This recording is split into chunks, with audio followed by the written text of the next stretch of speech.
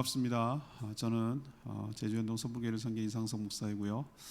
오늘 하는 것은 사전 녹화입니다. 오늘은 2월 13일 토요일 아침이고요. 미리 설 연휴 때문에 미리 사전 녹화하는 거 양해해 주시기 바랍니다. 찬송가 150장 부르고 토요일 아침 기도회 시작하겠습니다. 찬송가 150장입니다. 갈보리산 위에 이 찬양 부르고 토요일 아침 기도회 시작합니다.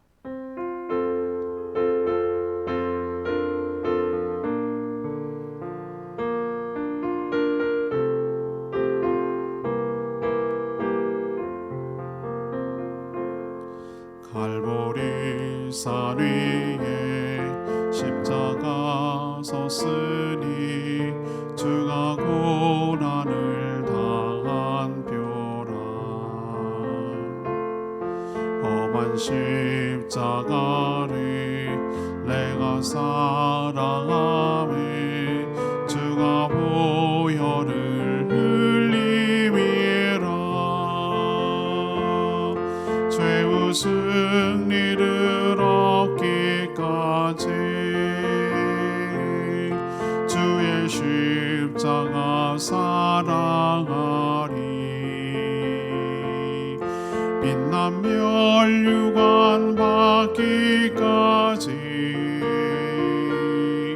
험한 십자가 붙들겠네. 멸시천대 받을 주의 십자가에 나의 마음이 끌리도다. 귀한 어린 양이 세상 죄를 지고 험한 십자가 지셨도다. 죄의 승리를 얻기까지 주의 십자가 사랑하리. 빛난 멸류관 받기까지 험한 십자가 붙들겠네. 험한 십자가에 주가 흘린 피를 믿는 마음으로 바라보니 나를 용서하고 내 죄 사하시려 주가 흘리신 보혈이라. 죄의 승리를 얻기까지 주의 십자가 사랑하리. 빛난 멸류관 받기까지 험한 십자가 붙들겠네. 주님 예비하시 나의 본향집에 나를 부르실 그날에는 영광 중에 계신 우리 주와 함께 내가 죽도록 충성하리. 죄의 승리를 얻기까지 주의 십자가 사랑하리. 빛난 멸류관 받기까지 험한 십자가 붙들겠네.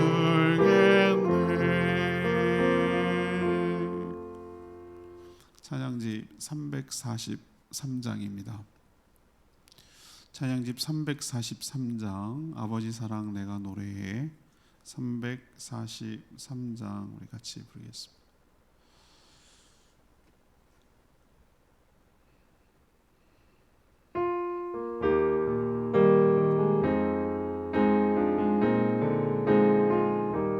아버지 사랑 내가 노래해 아버지 사랑 내가 노래해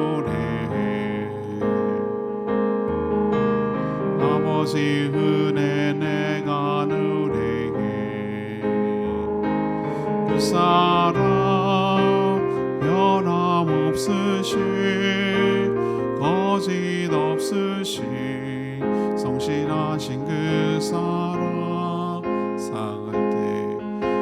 상할 때 꺾지 않으시는 꺼져가는 등불 끄지 않네 그 사랑 변함없으신 거짓 없으신 성실하신 그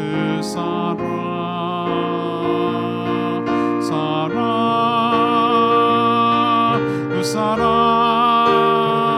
날 위해 죽으신 날 위해 다시 사신 예수 그리스도 다시 오실 그 사랑 죽음도 생명도 천사도 하늘의 어떤 권세도 끊을 수 없는 영원한 그 사랑 예수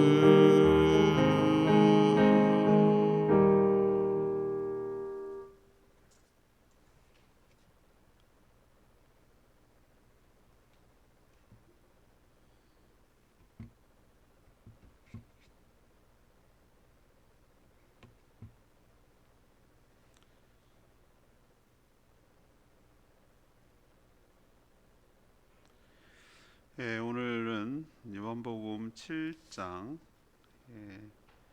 53절에서 8장 11절까지 말씀 교독하겠습니다.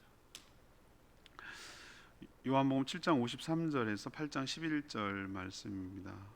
신약성경 158쪽입니다. 오늘은 2월 13일 토요일 아침입니다. 설날 연휴 관계로 사전 녹화로 진행됨을 양해해 주시기를 바랍니다. 요한복음 7장 53절에서 8장 11절까지 교독합니다.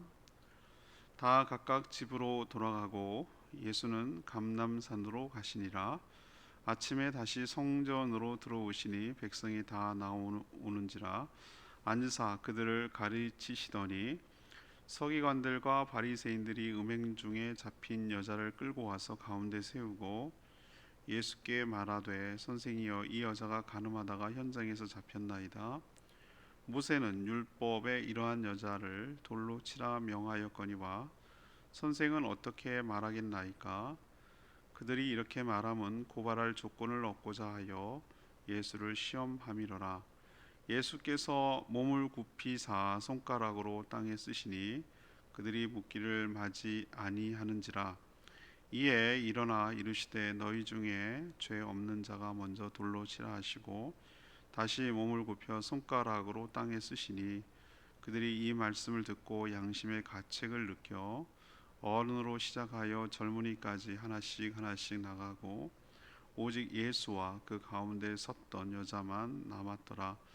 예수께서 일어나사 여자 외에 아무도 없는 것을 보시고 이르시되 여자여 너를 고발하던 그들이 어디 있느냐. 너를 정죄한 자가 없느냐. 대답하되 주여 없나이다. 예수께서 이르시되 나도 너를 정죄하지 아니하노니 가서 다시는 죄를 범하지 말라 하시니라. 아멘. 오늘 스토리는 너무나 잘 알고 있는 내용이죠. 바리새인들과 서기관들이 예수님을 고발하기 위해서 간음하다 현장에 잡힌 여인을 끌고 와서 어떻게 해야 할지 의견을 물었습니다. 예수님은 땅에 뭔가 쓰시다가 재촉하는 그들을 향해서 죄 없는 자가 먼저 돌로 치라, 유명한 말씀이죠. 그러자 양심의 가책을 느낀 사람들은 하나씩 이제 떠나갔고 그 여인과 예수님만 남았습니다. 예수님은 여인에게 자신도 정죄하지 않으니 가서 다시는 죄를 범하지 말라 이렇게 말하고 당부하고 보내는 그런 내용, 우리가 잘 아는 내용입니다. 오늘 질문은 이 간음한 여인 사건, 이 에피소드 일화를 통해서 배워야 할 교훈은 무엇입니까? 이것이 오늘 질문입니다. 먼저 7장 53절에서 8장 6절까지 말씀, 모든 일에 그 동기와 목적이 선해야 한다는 것을 가르쳐 줍니다. 예수님이 성전에서 가르치실 때 서기관들과 이 바리새인들이 음행 중에 잡힌 여자를 끌고 와서 예수님 앞에 세우고 물었습니다. 모세는 율법에 이런 여자를 돌로 쳐서 죽이라고 했는데 어떻게 할지 의견을 묻는 것이죠. 여러분, 뭔가 물을 때는 몰라서 묻잖아요. 근데 이거는 몰라서 묻는 게 아니에요. 오늘 이 요한복음을 지은 사도 요한이 뭐라고 기록하고 있죠? 의도와 목적을 설명해 놓고 있잖아요. 6절에 그들이 이렇게 말하는 것은 누구를 고발하는 거죠? 예수님을 고발할 조건, 올무죠. 덫을 놓는 것이죠. 치려고, 고발할 조건을 그렇게 얻으려고 예수를 그러니까 시험하려고, 함정을 파고 그것을 지금 악의적인 의도에서 시험을 하는 것이죠. 그들은 이미 율법에 의하면 어떻게 해야 할지 잘 알고 있었죠. 그러니까 먼저 물어보잖아요. 몰랐다고요? 아니요. 율법에 의하면 여자를 돌로 치라고 했는데, 그렇게 명령했는데 어떻게 할까요? 알았잖아요. 그러면은 알았다면 자기들이 하면 되는 거 아니에요? 자기들이 돌로 쳐서 죽이면 되는 거 아니에요? 근데 그렇게 할 수 없는 이유가 있었어요. 당신은 로마 식민지라, 로마가 그들 식민지의 종교적 문제, 문화, 풍습 이런 것들은 자치권을 줬어요. 로마가 1000년을 제국을 유지하고 그 많은 넓은 영토를 다 장악하고 통치할 수 있었던 건 이런 관용의 원칙이 있었기 때문에 그래요. 그들만의 독특한 문화와 풍습을 인정했다니까요. 종교도 물론 인정하고요. 다만 그 사람을 죽이고 하는 문제는 총독의 재판을 받고, 그러니까 허락을 얻고 해야 했죠. 예수님도 그래서 죽었잖아요. 그들은 다른 목적이었어요. 하나님을 참칭하고 참남하도다 이렇게 죽였잖아요. 하나님의 아들이라고 그런다. 뭘 더 이상 봐냐. 이게 그들이 죽이는 이유였는데, 끌고 와서는 뭐라고 얘기합니까? 고발할 때 이 사람이 위험한 사람입니다. 자기가 왕이라고 말합니다. 이 사람은 황제를 배반할 사람입니다. 굉장히 위험한 사람이, 이걸 제목으로 걸잖아요. 왜? 그래야 죽일 수 있으니까. 이런 사건만 봐도 로마 식민지에서는 사람을 함부로 죽일 수가 없었던 거예요. 아무리 자기가 율법적으로 죽이려고 해도. 그래서 요걸 걸고 넘어진 거예요. 요 상황을 함정을 파놓고 예수님을 걸고 넘어진 거예요. 그래서 만약에 예수님이 돌로 쳐라 라고 하면 뭐가 걸리는 거죠? 함부로 사람을 죽일 수 없도록 규정한 재판을 거쳐야 되는 로마법을 어기는 거죠. 그러면 이제 가서 얘기하겠죠. 그들 다 준비되어 있어요. 자, 치라고 그랬다. 그러면 또 가서 일르는 거죠. 고발하는 거죠. 총독이요, 저 예수라는 자가 사람을 함부로 죽이라고 했습니다. 재판도 안 거치고 죽이라고 했습니다. 이렇게 일르면 되는 거고. 자, 그러면 치지 마라, 돌로 치지 마라, 죽이지 마라 라고 하면 뭐가 어기는 거죠? 율법을 어기는 거죠. 율법에 보면 분명히 가늠한 여인은, 현장에서 잡힌 여인은 죽이라고 돼 있거든요. 그러면 이제 또 그들은 다 준비가 됐다니까요. 가가지고 뭐라고 얘기합니까? 봐라, 너네들이 그렇게 따르던 예수라는 작자가 율법을 어기고 가늠한 여인도 봐줬다. 이 사람이 어떻게 메시아일 수 있느냐. 다 준비됐다니까요. 이래도 걸리고 저래도 걸리고. 그래서 함정 질문, 이게 시험하려고 함이라 그 얘기예요. 자, 이들이 왜 비겁하죠? 율법에 의하면 가늠한 현장이, 가늠이 여자 혼자 합니까? 혼자서 가늠합니까? 상대가 있을 거 아니에요. 남자가 있을 거 아니에요. 간부가 있을 거 아닙니까? 그러면 분명히 율법에 의하면 뭐라고 돼 있냐면은 가늠한 여자나 가늠한 남자나 모두 돌로 쳐 죽이라고 그랬어. 근데 누구만 끌고 왔습니까? 여인만 끌고 왔어요. 이들이 얼마나 비겁한지 알겠죠? 여자는 그냥 수단이고 도구예요. 소모품이에요. 예수님을 걸고 고발할 수단으로 삼는 것이에요. 전혀 그런 건 개의치 않아요. 뭐 죽여도 되고 안 죽여도 되고 그건 상관없어요. 이 여자를 이용해서 예수를 걸고 넘어지려고 하는 것이죠. 오늘 우리에게 첫 번째로 도전하고 있는 것은 그거예요. 아무리 명분이 옳아도 그 명분을 이루기 위한 동기와 목적이 옳지 않다면, 동기가 악하다면 그것은 분명히 잘못된 것이라는 거예요. 이들이 하는 행동이 옳고 그러니까 이것이 맞다 틀리다를 떠나가지고 이 자체가 틀린 이유는 뭐냐면은, 그들이 아무리 목적이 선하더라도 이 악의적인 목적, 사람을 상대를 죽이고 함정에 빠뜨리고 해하려고 하는 이 목적, 이 동기 때문에 한 것이기 때문에 그들이 어떤 것을 다 이룬다 하더라도, 그 목적을 달성한다고 하더라도 그건 잘못됐다는 거예요. 여러분도 어떤 일이든 모든 일이든 그 동기와 목적이 선하게 하게 되기를 바랍니다. 두 번째는 8장 7절에서 9절까지 말씀인데요, 남을 정죄하기 전에 자신부터 살펴야 한다는 것을 가르쳐 줍니다. 예수님은 그들의 질문을 듣고도 즉답하지 않고 몸을 굽혀서 손가락으로 뭔가 땅에 쓰기 시작했습니다. 이 사람들이 이거 엄청 궁금해해요. 뭐라고 썼을까? 성경에서 안 알려주는 거는요, 그만한 이유가 있어요. 그걸 알 필요가 없으니까 안 알려줬겠죠. 만약에 진짜로 중요한, 여기 땅에 뭔가 내용이 중요했다 그러면 분명히 밝혔을 거예요. 막 사람들은 엄청 추측을 많이 합니다. 죄 지은 인간들 명단을 썼느니 뭐 여러 가지 학설이 해요. 그냥 저는 제 생각에는 뭘까? 그냥 이거는 제 생각이에요. 아마 지금 막 흥분된 상태에 있잖아요. 그러니까 조금 마음을 어떻게 하는 거죠? 차분하게 해서 이성적으로 좀 생각할 수 있는 시간적 여유를 갖고 평정심을 갖게 하려는 어떤 시간 벌기가 아니었을까, 이런 것이고, 또 지금 자신이 어떤 말을 할지 모든 사람이 자기 입만 쳐다보고 있잖아요. 거기에 집중하게 하려는 것일 수도 있어요. 아무튼 그건 중요하지 않아요. 땅에 뭘 썼는가는. 자꾸 시간을 끌고 뭔가 쓰기만 하고 대답을 안 해주자 그들이 계속 묻기를 마지 않다. 이 얘기는 계속 재촉을 했다는 거예요. 어떻게 할까요? 어떻게 할까요? 어떻게 했으면 좋겠습니까? 막 이렇게 물었다는 거예요. 퇴근하니까 드디어 일어서서 얘기를 했어요. 너희 중에 죄 없는 자가 먼저 돌로 치라. 그리고 다시 땅에다 뭔가 쓰셨어요. 그들이 생각할 수 있는 시간을 준 거예요. 여유를 준 거예요. 잠시 침묵이 일렀어요. 그리고 이 말씀을 들은 사람들이 어른부터 시작해서 젊은이까지 하나씩 그 끌고 온 현장에서 떠나가기 시작했어요.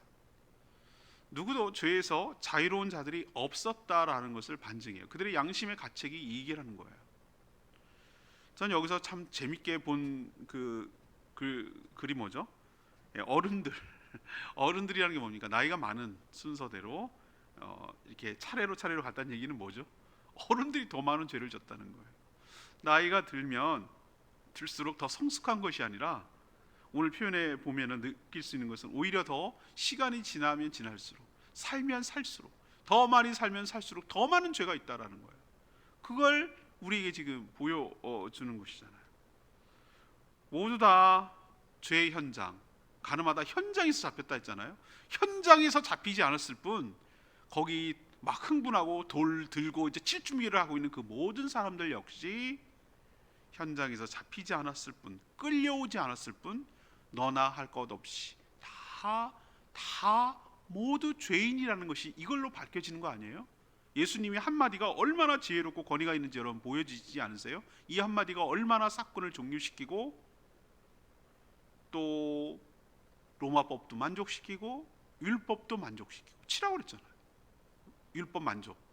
근데 결국은 죽지는 않았잖아요. 로마법 만족. 이 두 가지를 하는 지혜로운 바로 판결이었죠.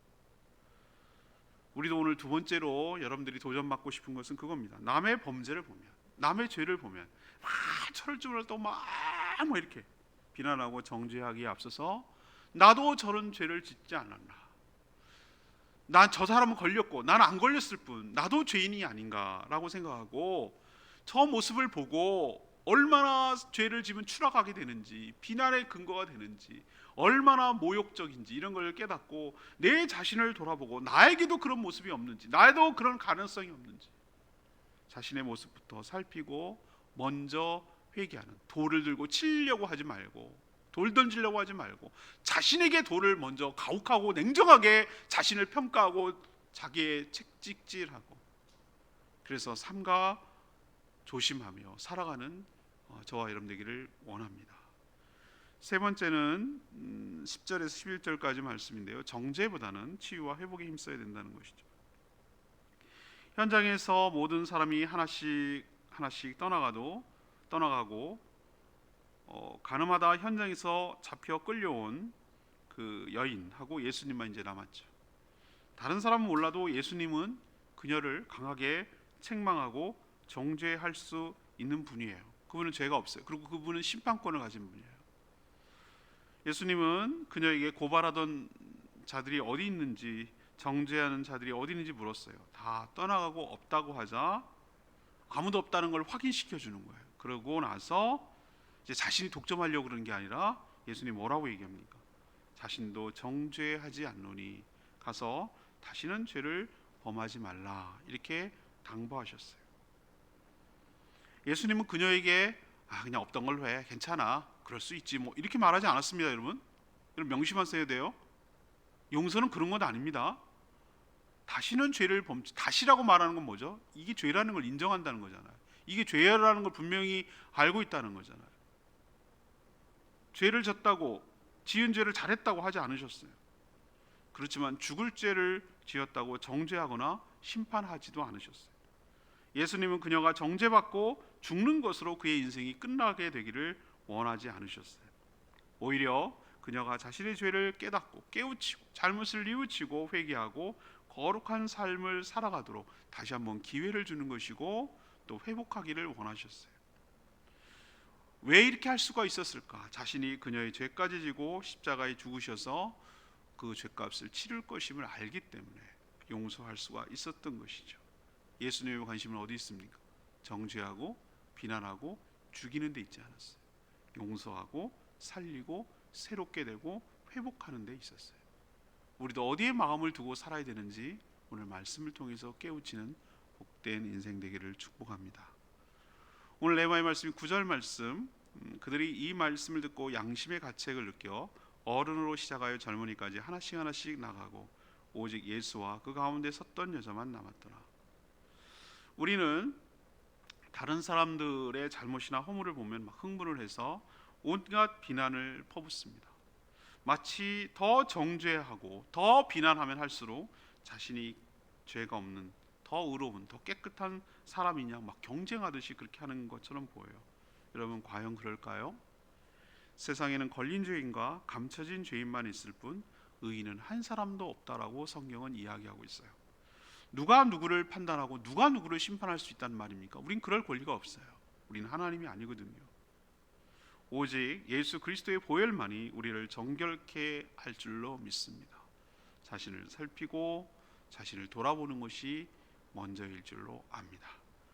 오늘 말씀 뭐였습니까? 이 가늠한 여인 사건, 너무 유명한 사건이거든요. 이 말씀은 너무 귀해서 내일 주일날 다시 한번 말씀을 드리겠습니다만, 이 사건을 통해서 우리가 얻어야 될 교훈이 뭐냐라는 것이에요. 첫 번째는 어떤 일을 할 때도, 어떤 일을 할 때 항상 그 일에 하려는 일의 동기와 목적이 뭔지, 그게 선한가 그것이 악한가라는 걸 봐야 돼요. 아무리 명분이 있고 해도 그것을 이루려는 목적, 그 동기가 악하다면 그건 악한 거예요. 겉으로 포장하고 명분이 중요한 게 아니에요. 이들은요 굉장히 겉으로 보면 율법에 충실한 사람처럼 보이고요, 죄를 적절하게 하고요, 죄를 아주 딱 바르게 해서 이 사회가 가늠이 없는 세상, 아주 깨끗한 세상을 만들려는 것처럼 보여요. 거기 관심 없어요. 자기의 적대시하고 있는 정적이라고 할 수 있는 눈에 거슬리는 예수를 죽이려고 하는데 여자를 이용한 거예요. 그게 악하다는 거예요. 동기와 목적이 악하다는 거예요. 우리의 동기와 목적을 살펴봐야 됩니다. 두 번째 뭡니까? 남을 정죄하기에 앞서서 뭐부터 보라고요? 자기부터 보라고요. 누가 누구를 돌을 던진단 말이에요? 누가 누구를 정죄한단 말입니까? 죄는 들켰고 난 안 들켰을 뿐인데 그게 죄인 아니고 뭡니까? 똑같은 죄인인데 누가 누구를 비난하고 정죄할 수 있단 말이죠. 그런 일을 보면 오히려 자기를 살펴야 되는 거예요. 남에게 돌을 던질 것이 아니라 자기에게 돌을 던져, 자기에 대해서는 냉정하고 가혹하고 엄격해야 되는 거예요. 남에 대해서는 관대해야 되는 거예요.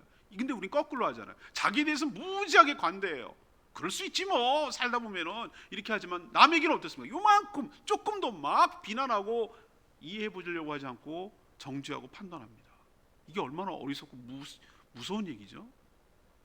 세 번째는 뭐죠? 정죄보다는 치유와 회복에 힘써야 되는 거예요. 예수님 하는 걸 좀 보세요. 우리는 예수님처럼 하는 걸 따라야 되는 거예요. 예수님의 제자가 그렇게 산 거예요. 예수님이 하니까 예수님이 일하시는 걸 보고 우린 따라하는 거예요. 그게 하나님의 일이에요. 근데 우리는 어떻게 하죠? 남 죽이고 정죄하고 제거하고 없애서 문제를 해결하려고 그래. 그 뒤는 생각, 이 한 인격과 한 영혼에 대해서 생각, 한 영혼에 대한 긍휼함이 없어요. 한 영혼에 대한 자비가 없어요. 그 뒤가 없어요. 그냥 죽여서 끝. 예수님은 그 뒤를 본 거예요.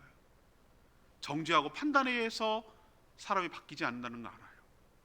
용서하면 이 여인이 얼마나 감격했을까요? 죽었어요. 죽었다고요. 왜? 이미 끌려온 건 죽은 거나 다름없어요. 근데 살았어요. 얼마나 감사해요. 그 은혜가 감사해요. 그러니 또 죄를 짓고 싶은 마음이 들겠어요? 사람이 돌에 맞으면 또 죄를 짓습니다. 그러나 사랑을 경험하고 용서를 경험하면 다시 죄를 짓지 않고 더 감격해서 살아갑니다. 이게 사람입니다. 우리도 어디에 관심을 둬야 되는지를 봐야 돼요. 정죄하고 판단보다는 치유하고 회복하고 다시 한번 기회를 주는 쪽으로 우리도 살아가는 게 주님을 닮아가는 삶일 줄로 믿습니다. 오늘 말씀 들고 기도하기 전에 우리 찬양집 343장 부르고 기도하는 시간 갖겠습니다. 343장입니다.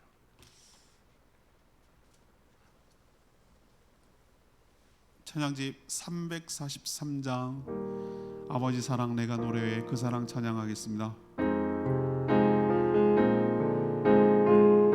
아버지 사랑 내가 노래해 아버지 사랑 내가 노래해 아버지 은혜 내가 노래해 그 사랑 변함없으시 거짓없으시 성실하신 그 사랑 상할 때 꺾이시는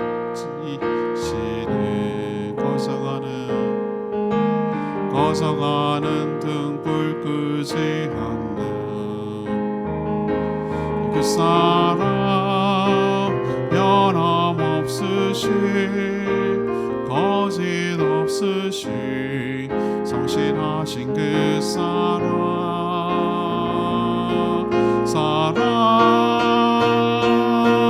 그 사랑 날 위해 죽으신 나 위해 다시 사신 예수 그리스도 다시 오실 그 사랑 죽음도 생명도 천사도 하늘의 어떤 권세도 끊을 수 없는 영원한 그 사랑 예수. 오늘 이 사건은 참 우리에게 은혜가 돼요. 하나님이 우리를 어떻게 대하시는지, 그럼 우리는 어떻게 대하고 살아야 되는지 얼마나 큰 도전이 되는지 몰라요. 내일 주일날 다시 한번 말씀드리겠습니다만 우리도 예수님 닮아가며 살았으면 좋겠어요. 우리가 용서받은 죄인이에요. 우리도 주님의 용서를 따라 그 사랑에 힘입어 회복하는 저희들 되게 하고 다시는 죄를 범치 않고 살게 되는 저희들 되게 달라고 주여 외치며 기도하겠습니다. 주여 하나님 아버지 사랑 내가 노래해 아버지 은혜 내가 노래해 그 사랑 변함없으시 거짓없으시 성실하신 그 사랑 상할 때 꺾지 않으시는 거서가는 등불 끄지 않는 그 사랑 변함없으시 거짓없으시 성실하신 그 사랑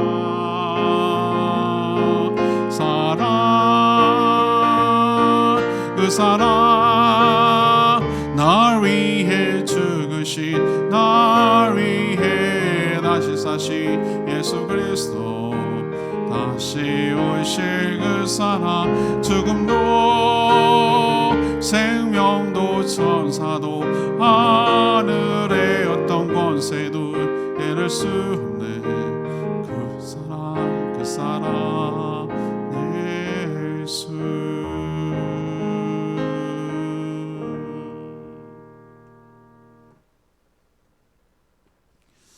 하나님, 저희도 바리새인과 서기관과 같은 모습들이 있습니다. 다른 사람의 허물과 죄를 들춰내고 잡아 정죄함으로써 자신이 더 의로운 것처럼 여기려고 합니다.